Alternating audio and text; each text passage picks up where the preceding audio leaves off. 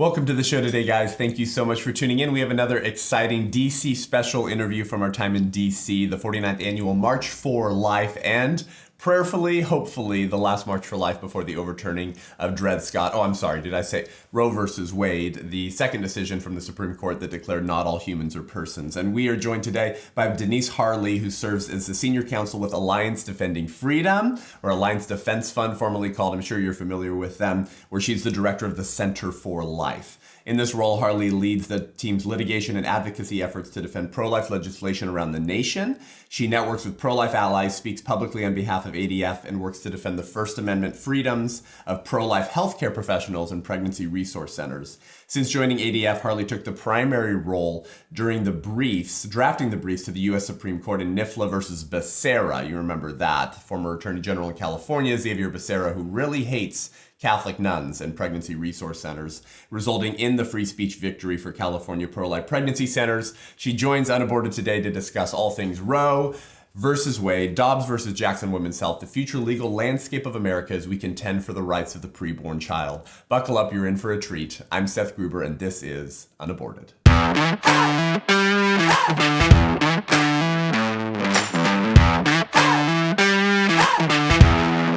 Denise, welcome to the show today. Thanks so much for having me, Seth. Excited to be here. Yeah, it's a treat. It's incredible all the ways that God has united pro-life leaders in this season, because it's kind of all hands on deck right now, isn't it? And we are very close to the overturning of Roe versus Wade, which I found really interesting. I'd love to get your thoughts on this, Denise. I have seen more leftists than conservatives predicting the overturning of Roe versus Wade. Conservatives have been a little bit more skeptical because we've been burned by the Supreme Court so many times. So let's just dive into that. Well, actually, firstly, tell us how you got to where you're at, and then I want your legal mind to just go epic bonkers on us and tell us what we're looking at. But how did God bring you where you're at, contending for life and liberty on the front lines? Yeah, so God brought me to my dream job, which is leading the Center for Life at ADF, doing pro-life litigation and pro-life advocacy full-time with my law degree, which is something I never thought possible when I started law school. Yeah. And he did that early in my career. I took a job in Florida with the Solicitor General's office. So under Attorney General Pam Bondi, I was her Deputy Solicitor General. And my first day on the job was a Monday, the Friday before Planned Parenthood had sued Florida over a wonderful pro-life law, which was a 24-hour waiting period, which just to give women a minimal amount of time to consider the information and the ultrasound that they've seen. And they hate that. They hate it, right? They don't want women to make an informed decision. They don't want women to even make any choice except abortion, because that's how they make their money. And so I'm thinking, the first day on the job, I'm like, this is amazing. I never thought I'd get to work on a pro-life case. Wow. And it was super fun. I got to take that all the way up to the Florida Supreme Court.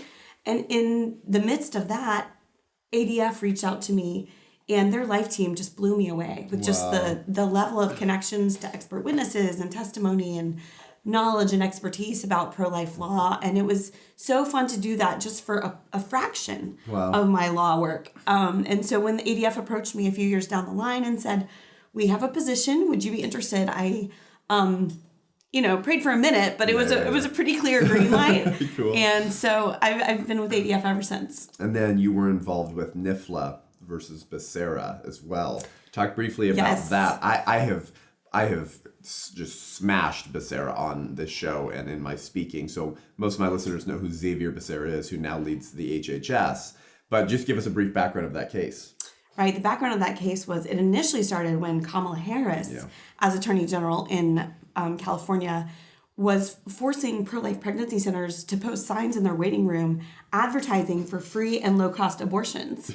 A clear free speech violation. This was another fun one where I had just started with ADF. Within 2 weeks, the Supreme Court granted our cert petition to take this case. And I was thrown into the fire when given the primary responsibility to draft all those briefs. And I got to sit second chair when I was 8 months pregnant with my first baby. And our CEO, Mike Ferris, argued it. And I mean, it really it should have been unanimous because it's such an obvious violation of free speech. But it was still a victory and what a warning was shot. the numbers? It was 5-4. 5-4, yeah. Now that was pre-Barrett, pre-Gorsuch, pre-Kavanaugh. So. Yeah. Well, so wonderful. That's incredible how God's used you, Denise. Speaking of the Supreme Court, so we are months away from what many people are predicting will be the overturning of Roe versus Wade finally, 49 years into this bloodshed.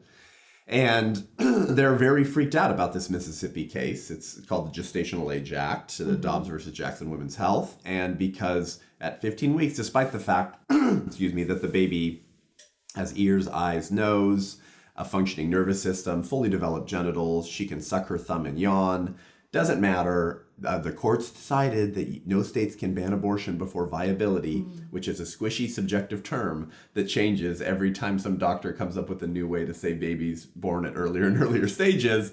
They're very angry about this. So I listened to the hearings. Sotomayor in particular was very unhinged. That woman needs some help. Either she's mentally ill or she's just that evil. And I think we really know what the answer to that is. That woman is... I was so grieved when she made the parallel between corpses. A brain dead person, yeah. And a baby in the womb responding to pain. That's right, yeah. That was disgusting. It's like, dead people, they might react too if you poke their foot or something. So I don't really think that shows proof of consciousness or life.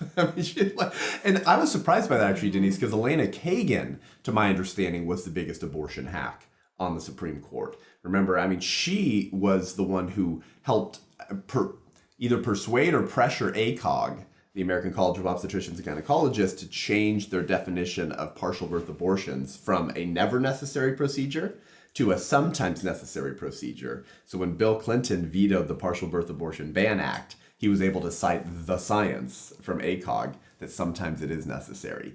Elena Kagan is super compromised, but she was pretty quiet. She's frankly, she's brilliant and she's very strategic. And I think that's what makes her formidable. Yeah. And that's why that was the one piece of the oral argument that I thought, ooh, boy, we really, Justice Kagan didn't really lay out her cards. Yeah. I think that's kind of the only question mark. But to your point earlier, it's always dangerous to speculate about the Supreme Court. But after the oral argument, the headlines were completely consistent across the ideological spectrum. Yeah. Journalists pro-life, pro-abortion, whatever they may be, all agreed.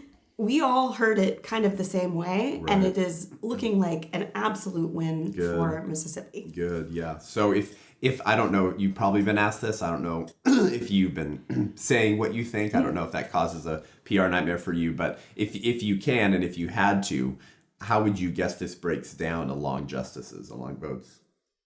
I think there's definitely 6 votes to uphold the Mississippi law, the 15-week law. Do you think John Roberts will actually side with the conservatives? Oh, yeah. Yeah? Okay. Yeah. I think, he's betrayed the unborn so many times. He's the one that brought up the fact that U.S. is in the company of China and North Korea as an extreme outlier with this horrific policy of allowing abortion on demand. Yeah. And so he was very clear that he also was trying to say that, viability doesn't make sense. And how do you even draw that line? What's the principle? Right? Yeah. What's the difference between 15 weeks and 21 weeks or 22 weeks? So he did a lot of things affirmatively that I thought were really clear that he definitely thinks this law can be upheld. The question is will they do that and throw out Roe and Casey? Mm-hmm. Or will they do something a little more moderate and just uphold the 15-week limit, but not completely say that Roe's overturned? Mm-hmm. I think there's 5 votes to overturn Roe for sure. How does that look? How does that work, Denise? Because if you uphold the 15-week abortion ban in Mississippi, isn't that a functional overturning of Roe? Because Roe and Casey affirming Roe, affirming the ruling of Roe, did not allow states to ban abortion before 21 weeks. Roe's fundamental holding was there is a constitutional right to abortion that we have just discovered somewhere in there, and we won't even tell you which provision it's in. Okay. And Roe set out a trimester framework and said the right's this in the first trimester, it's this in the second trimester, and this in the third. So basically, first trimester, can't touch it. Yeah. Second, you can do a little more, but you can't prevent abortion. And then third, you can do whatever you want. Casey kind of gutted Roe and rejected almost all the reasoning, threw out the trimester test and said, okay, we uphold that there is a fundamental right to abortion. Now we're saying it's a line called viability, which at the time of Roe, in the Roe opinion, says between 24 to 28 weeks. Time of Casey, it says 23 to 24 weeks. Yep. So, our constitutional right is based on this moving line with advancements of medical science, or what determine the constitutional rights, which makes no sense. So I think they could say viability is unworkable. So that piece of Casey, we're not going to, we're going to depart from. But Casey also introduced another new standard called the undue burden test that said before viability, you can't place an undue burden on a woman's right to abortion. And so what the court could say, I don't think this will be done. I don't think this can be done in an intellectually honest way. But what they could say is, we think 15 weeks is enough time that it doesn't create an undue burden. We think viability makes no more sense because of just how rapidly science is developing, what we know about babies in the womb now. Right. But 15 weeks we think is permissible. We're not going to say necessarily where that line is, but we know that 15 weeks is okay.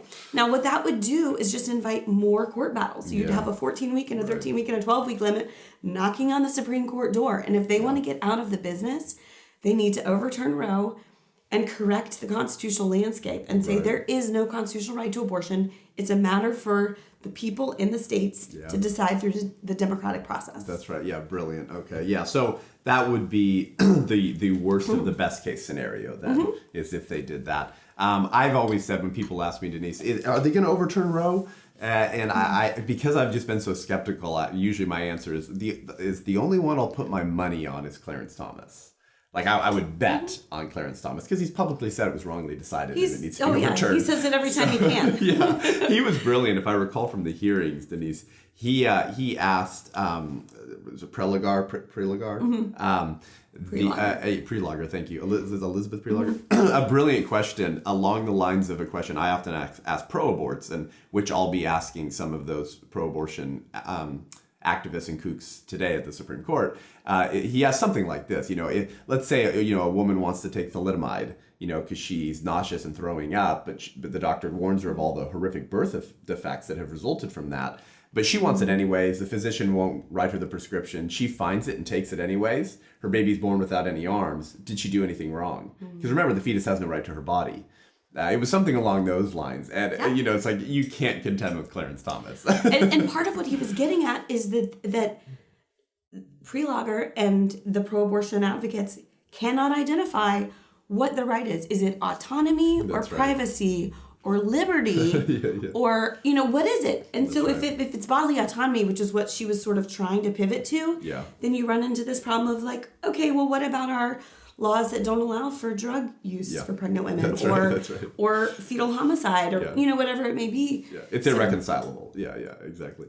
So I have been giving this a lot of deep thought because I'm not a legal mind. I didn't go to law school. I'm not as sort of trained and rehearsed in the jurisprudence. I wanted to ask you this. What does a post-Roe legal landscape look like? So obviously up somewhere like Missouri would be a very safe state for unborn children, right?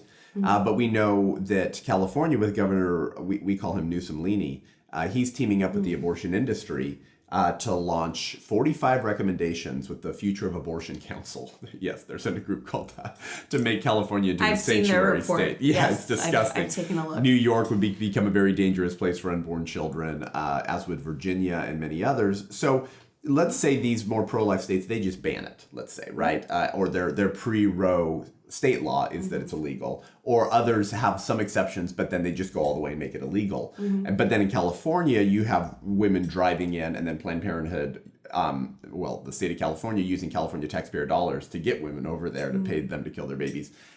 What does a post-Roe legal landscape look like when the abortion pill is now available via snail mail?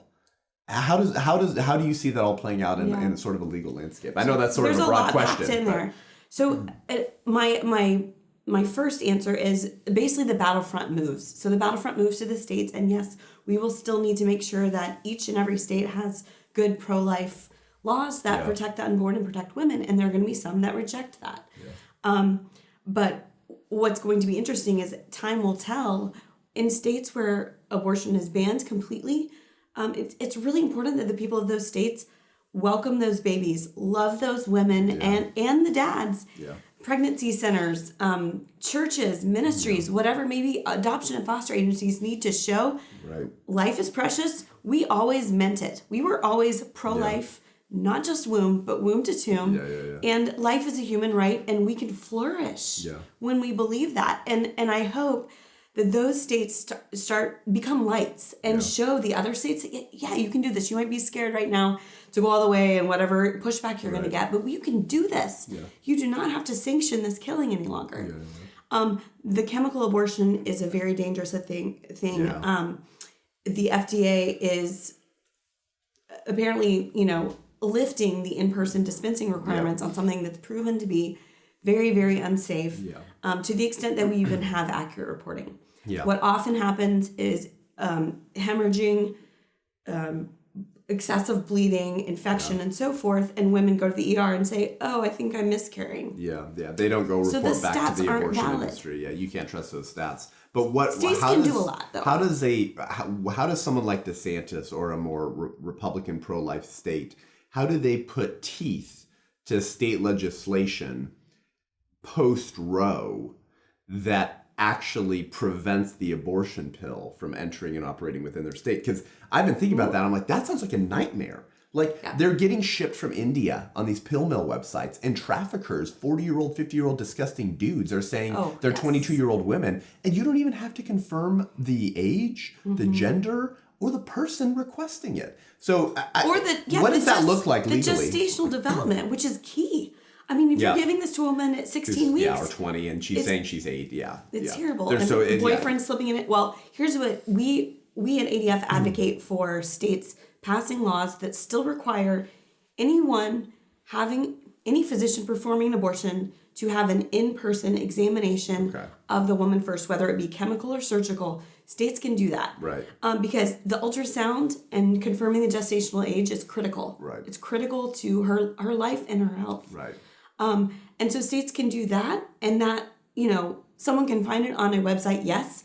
But whatever doctor's prescribing through that website is now subject to whatever sorts of criminal licensing and civil fines. Because whoever would be doing that is breaking the state law. Correct. But the punishment is on the doctor that's doing this. So a lot of those doctors would be overseas. I mean, a lot of these are being shipped from India and not even stateside. So I'm trying to think, how do these pro-life states prepare for this when, it's hard to even identify the people behind this ghost machine of abortion pills all over the world. The abortion industry loves it so much. Exactly. But I'll tell you what, Planned Parenthood is going to want a piece of the pie, and they're going to want these chemical abortion pills to be coming from them.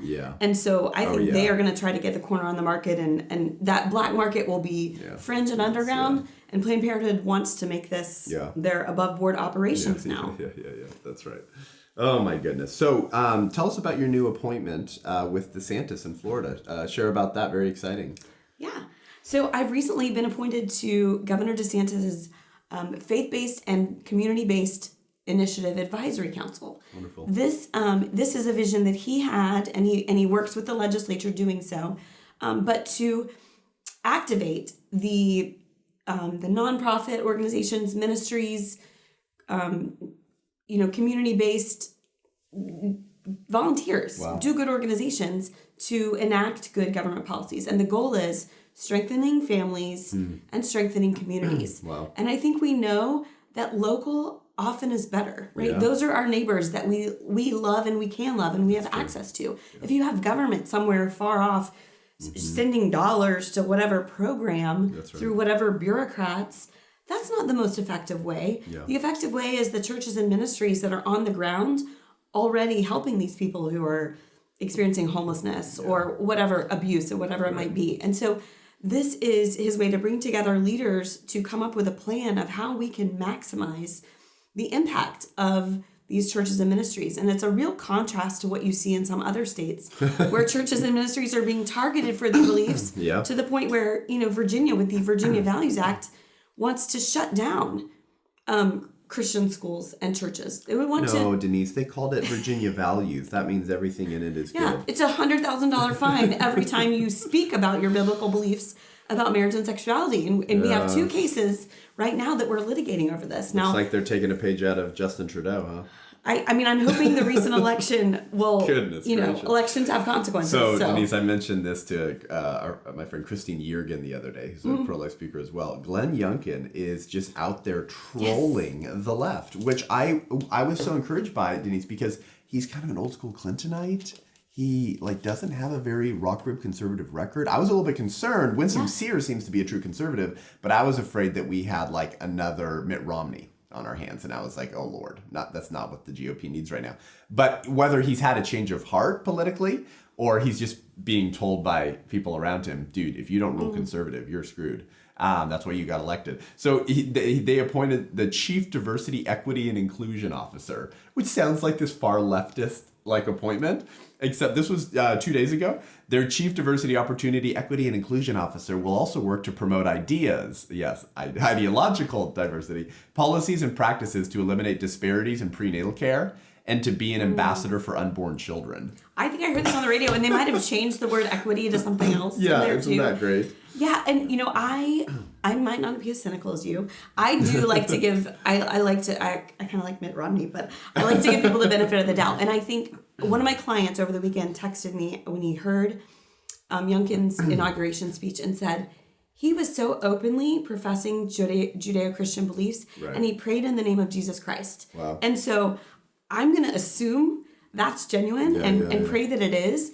And I think that a lot of these problems we've seen in Virginia, maybe they will reverse course. Yeah. And I hope we see a trend of that nationally. Yeah. Well, what an exciting appointment and opportunity for you. I mean, in California, we have a bill right now. They're being pushed, which would essentially, once again, require all companies, organizations, so it doesn't matter if you're a church or nonprofit, to start funding abortions again through healthcare plans. It's like, man, don't you guys learn your lesson? So that's why so many people are fleeing to Florida and Texas, and they're saying later Newsom, later California. And what is America about? We're about tolerance and good faith differences of opinion. Right. If you're going to shut out certain viewpoints and tell these people they can't exist, think about the consequences to communities if faith-based organizations were forced to violate their conscience or shut their doors or fined if they don't walk the government ideological line. It's the opposite of what we're seeing in Florida. And that's why I'm so excited to see us promote and celebrate these good organizations. That's right. I mean, people are waking up, and that's why your work has become all the more important.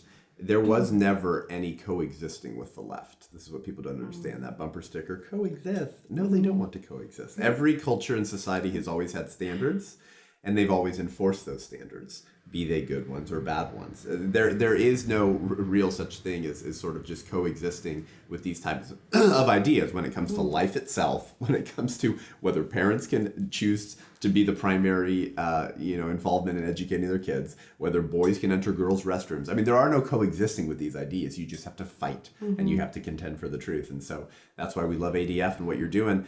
Leave us with this, Denise. Where can people learn more to educate themselves to be prepared to contend in this hopefully post-Roe America, particularly if they're in more pro-life states and they want to make sure that their legislators are held accountable to be the pro-life legislator you told me you were going to be by banning abortion? How can people get more educated?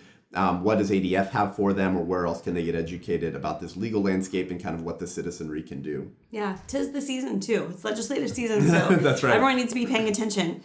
A lot happens really quickly. So adflegal.org is our website. We have case pages for all of our active litigation. We have it broken down by topic, so conscience rights, parental rights, which is a huge deal right now with vaccines and masks and public school curriculum, life. You can track all of our case filings, blogs. You can sign up for our newsletter that gives case alerts on a weekly basis, just so you can know what's happening. And our comms team does a fantastic job of, I learn from them. That's how I figure out what's going on is I'm like, let me follow our social media. So we're on, definitely on Twitter and Facebook with regular updates. And we would love to have anyone follow along with our work because we are an alliance. And it's about everyone else out there who we are, standing up for. That's right. And where are you most active? Where can people connect with you and follow your work? So I'm on Twitter, and I mostly only ever talk about work there. So you can definitely follow me on Twitter. But you can also find my bio and my email address on the ADF page. Center for Life. We are always interested to hear if you have any concerns, legal concerns, legislative concerns coming up about pro-life conscience rights or shady things going on with the abortion industry where you live. Give me a holler. Good. Thank you, Denise. Well, thanks for joining the show today. Keep up the good work. Don't let Muriel Bowser get you down. You guys are definitely behind enemy lines here. We're here. We're grateful. We're still here, right? We're marching. That's right.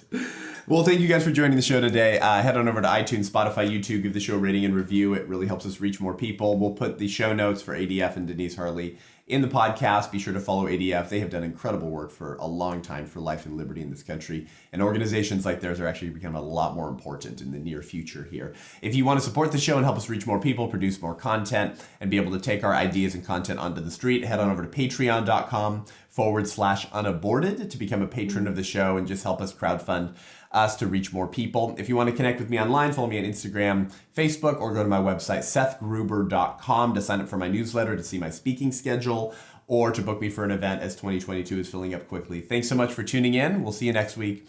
I'm Seth Gruber, and this is Unaborted.